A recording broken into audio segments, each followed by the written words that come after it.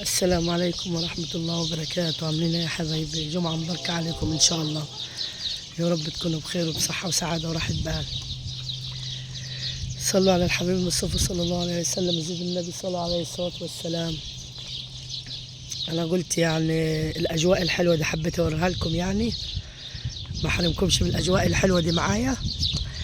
شايفين الخضرة والحاجات الحلوة دي، والشجر شجر موز و...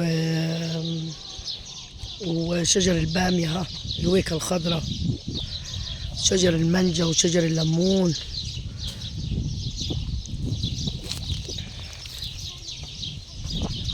انا عمالة ايه هجرب عشان اصور لكم. بصوا يا رب الصوت يكون واضح. بصوا ده شجر الويكة، ده شجر ويكة. مش عارفة ده خيار ولا لا، بس انا خايفة من الكلب والله لا يجي، عشان في كلبة والدة فممكن تيجي. بصوا هنا شجر المانجا تبارك الله، سمعان صوت العصافير، وشجرة التين. بصوا بصوا الجمال، بصوا الجمال، بسم الله ما شاء الله. ده شجر المانجا اللي هي المانجا الزبدية، برضو دي شجرة مانجا ودي شجرة مانجا برضو. بسم الله ما شاء الله. الراجل السنة اللي فاتت الشيخ هنا حط لنا كرتونة كبيرة ملاها لنا، وبرضو اداني كوسة واداني حاجات كتير من هنا. بصوا الليمون، بصوا شجر الليمون يا جماعة. انت فين يا ام منى او ام محمود؟ كلهم واحد. حط لك خدك اتبهدل اهو. ده شجر ليمون مهند. ثواني عشان الارض تحتك فيه زرع حرام ما تدوس عليه. ده ملوخية، اطلع بره. وده شجر موز وملوخية خضراء. فايه العيال طبعا يحبوا الاجواء دي خالص، والزرع ده والحاجات دي. بصوا هنا الملوخية الخضراء. الحج بعت لنا والله وقال تعالى يا ام محمود، صور لنا فيديو هنا وعملنا دعاية وكده. هو ما شاء الله مش محتاج دعاية يعني. بصوا القرن بتاع اسمها دي، بتاع الشابة. ده المكان اللي بنذبحوا فيه لو كنت فاكرين. ده المكان اللي احنا بنذبح فيه الأضحية، وبتبقى هنا، وبيحطوا صوان قبل الضحية بكده بيومين ثلاثة، بيحطوا صوان هنا.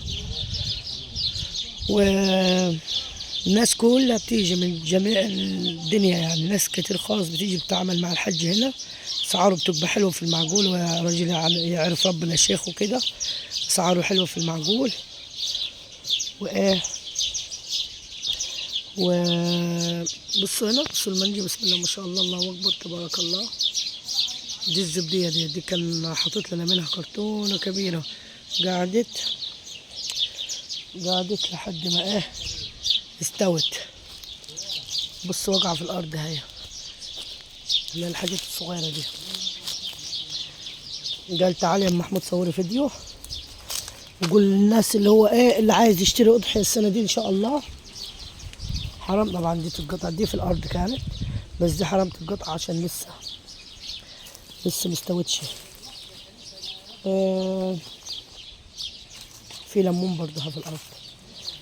بصوا يا بنات، عايز اركز معاكم في الكلام والله متشتته. المهم يعني اللي عايز يشتري اي اضحيه من هنا تبارك الله، اسعار حلوه خالص، وبيذبح هنا. في ناس جزارين يعني بتقيم على الذبح، بتبقى ناس كتير والله، وبتبقى ناس كتير حاجزه. والحجز من دلوقتي بيبقى اللي عايز يحجز عجل من دلوقتي بيقول لك سعر يعني مبدئيا قايم، وبعد كده لما بتدخلي في الاضحيه بيبقى بسعر اليوم. يعني لو ب 165 قايم بيبقى بنفس السعر اليوم. اللي بيصير عليك بيصير على الناس كلها. بس في اللي حابب يجي وياخد اضحيه من هنا، عايز جدي فيه، عاوز خروف فيه، عاوز بتاع ده عجل فيه، عاوز شاب، عاوز بقره، اي حاجه للذبح فيه، والخروف فيه برضه. تمام. بص المانجا هنا كلها واقعه في الارض خضراء. بس فايه بنات اسعاره حلوه خالص والله العظيم. وهو قال لي يعني عملنا فيديو اللي حابب يعني يجي من طرفنا ونقول تبع أم منا وحابب يجي ويشوفنا من داخل محافظة سوهاج. بصوا كده، ده المكان اللي بيذبحوا فيه، بيبقى طبعا نظيف خالص وبيتمسح قبلها ويتعقم خالص، الارضيات دي بتتعقم، وهالمكان اللي بيعلقوا فيه يعني بسم الله ما شاء الله. تلاقيهم بيذبحوا هنا، بيذبحوا عجل هنا وبيذبحوا عجل هنا، المكان ده بيذبحوا فيه والمكان ده بيذبحوا فيه، تمام. وهنا بتبقى اللحمه هنا بتتقطع وبتتعلق، وهنا الحواض برضو بيحطوا البابور ومش عارفه او بوتجاز، وبيحطوا ينظفوا الراس والرجلين والحاجات دي كلها بينظفوها هنا. عايز اخد نفسي والله، تعبانه شويه الفتره دي. تعبان هنا وحمزه تعبانه شويه الفتره دي يا بنات والله خالص.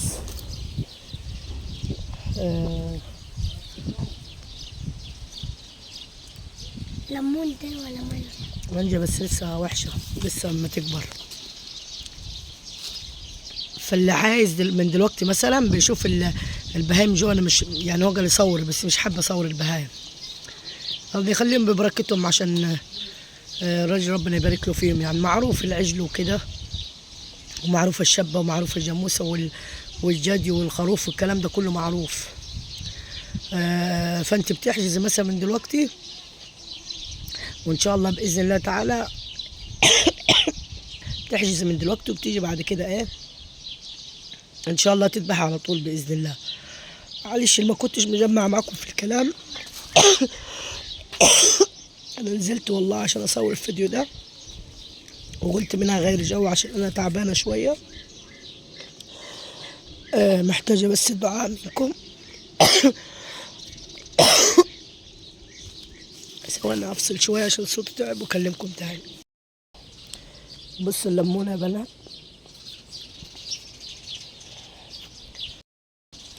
زي ما شرحت لكم بالظبط. اللي حابب يحجز اي حاجه وحابب عايز الرقم اكتبوا لي وانا ارد عليكم، واللي عايز يجي يحجز اي حاجه هنا اسلم حاجه، بدل ما تبهدلي بيتك وتزفر المكان وكده.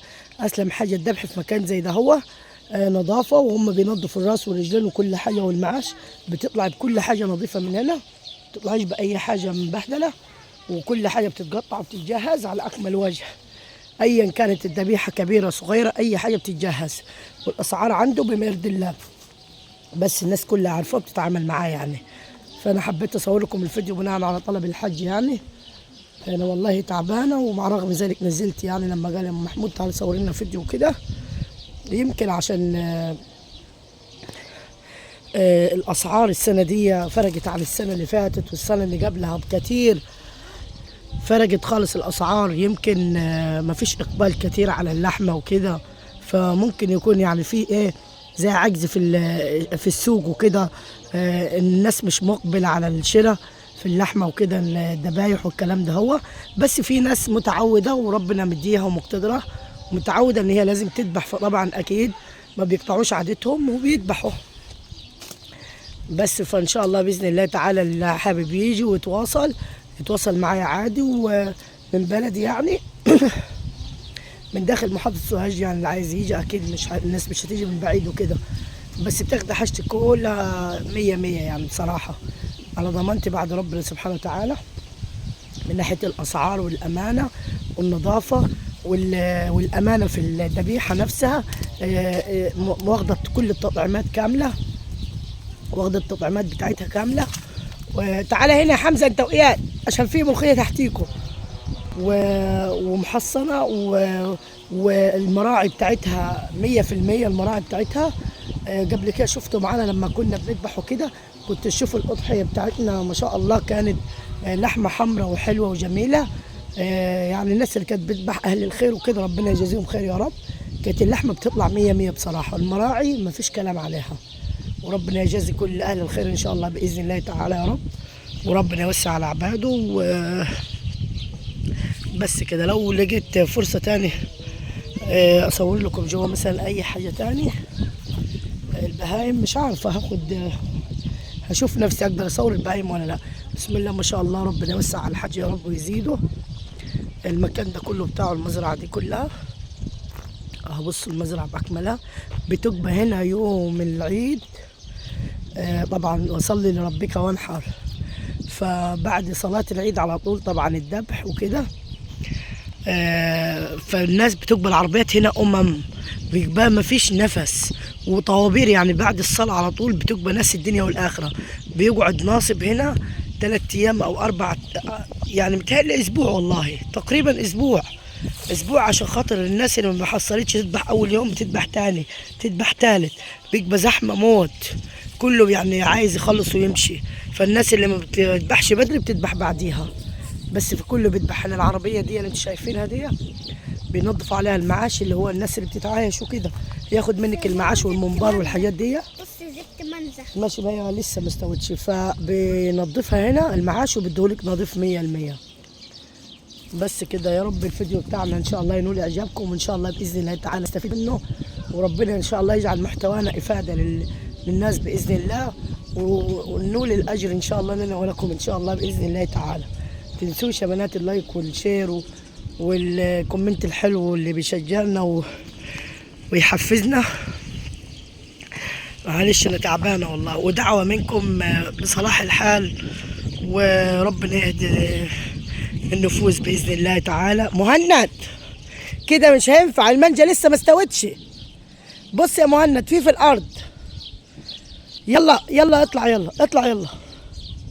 بس هشوف لو اصور لكم البهايم اصورها لكم. نعمل شاي هنا هو. طبعا المكان مكاننا، احنا متعودين اللي عند الحاج. انا هحط ليمون على الشاي. انا بعمل شاي هنا يا جماعه. انا هحط ليمون على الشاي، المكان مكاننا هنا. بصوا يا جماعه التوت. بصوا يا جماعه التوت تحفه. اكلت توت لما قلت يا بس. جميل، توت بلدي. اوكي كان الراجل ما لهوش لازمه عنده، زي شجر زينه كده بالنسبه له، فبيوقع كله على الارض. بصوا التوته المستويه وقعتها. انا بحب الجولات اللي زي كده خالص. طبيعه، يعني الطبيعه جميله تحفه والله.